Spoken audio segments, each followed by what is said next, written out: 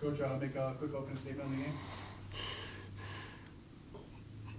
Hats off to Youngstown State, who came into this contest in sole possession of second place in the Horizon. It's very important for us as we try to grab positive results and positive momentum that we understand the race that we're in. And quite frankly, we're just looking at the wins column, okay? If the team ahead of us has 3 wins, we're asking ourselves, how do we get to 2?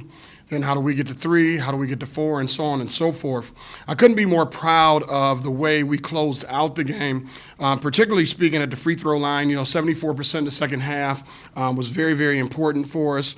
Corey Allen shot the lion's share of free throws for us down the stretch. He's improved so much from the previous season that it has paid dividends for us with regards to winning. In comparison to the other night, I thought that we won through good play design. Coach Jermaine Jackson, who assists me with special teams plays, drew up a really nice design for our guys, which got us a winning layup. Today, I thought we closed out the game in a different fashion at the charity stripe when it seemed as if Youngstown State just wouldn't go away when we had a 3-possession lead. But again, I couldn't be more thrilled. That's 2 in a row. We still got a lot of work ahead of us, going into IUPUI, who I believe just won a game in conference play as well against a good Wisconsin-Milwaukee team. So that's the Horizon League for you this year. I think it's wide open, and I like the fact that we're starting to show some signs of positive momentum. Coach, obviously you talked about Corey the other day. He's just a scorer, but it's got to say something for Jermaine Jackson Jr. He obviously missed a free throw late, really good free throw shooter, and for him to come back and have this game 30 points, that obviously just shows again what type of player he is. Yeah, and quite frankly, I think Jermaine was a little pissed at the coach because I cut into his minutes last game, and he wanted to show me and show everybody, what his potential is. Was really thrilled that he scored the basketball, found his shooting stroke as well. But what we're trying to teach all of our guys is the type of shots that they take, what rhythm looks like, what space looks like, but just as important, understanding execution when you don't have the ball, being a decoy on cuts, things of that nature. But Jermaine is growing up right, before our eyes. Every night I'm just always trying to make sure his offense isn't ahead of his defense, and that's typical for all freshmen. Coach, Corey Allen, in this league, Kendrick Nunn, Martez Walker, guys like Cam Works, they seem to be getting a lot of the press as a scorer, but Corey Allen is as good as a scorer as there is in the Horizon League. Oh, without question. I think this young man scores in a variety of ways, attacking the rim. He's improved in terms of getting to the basket, whether that be in ball screen action, off cuts. We always knew he was a great catch and shoot guy, whether that be the runaway 3 coming away from the basket or step-in 3s.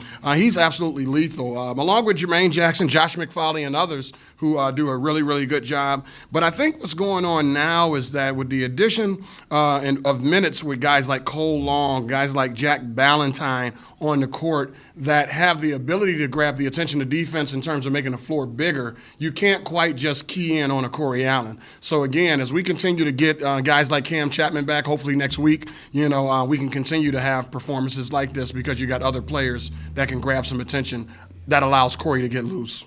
Coach, Gerald Blackshear Jr., I think he ended up with 8 or 9 rebounds. I think he had 6 at the half. Was really active, and Detroit Mercy has not lost a rebounding battle since conference play began. And, Gerald was a big part of that today.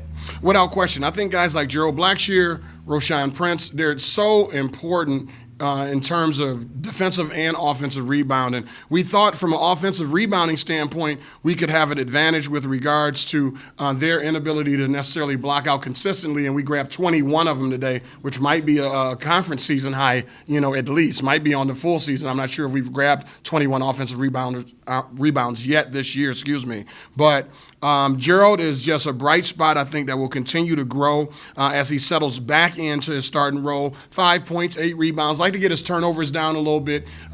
He's not as sharp. I got to get back on the floor with him and just tighten up, his back to the basket game like he had, earlier in the season. And Coach, our last question. What does it say to win these couple of games here without, a guy like Cam Chapman, who's, top 3 in the Horizon League in scoring and rebounding, to win a game without his presence, or win 2 games without his presence being out there? What does that say about this team? Well, it says a lot. You know, our core value, our first one is unity. You know, we want to make sure that, you know, we lead, you know, by doing things well together, you know, and we describe that as fun, you know, and so it's been a huge testament to this team's toughness, a huge testament to this team's ability to persevere. You know, it's a huge testament for guys to appreciate, you know, the minutes that they're able to earn in lieu of a guy like Cam Chapman being injured. You know, I think it's very, very important for our guys to remain diligent in their work, just working smart every day. But just as important as anything else, winning cures all. Our players' confidence levels are going up, and hopefully we can take that positive momentum on the road against a good IUPUI Jaguars club. Well, good coach. Thank you. Thank you.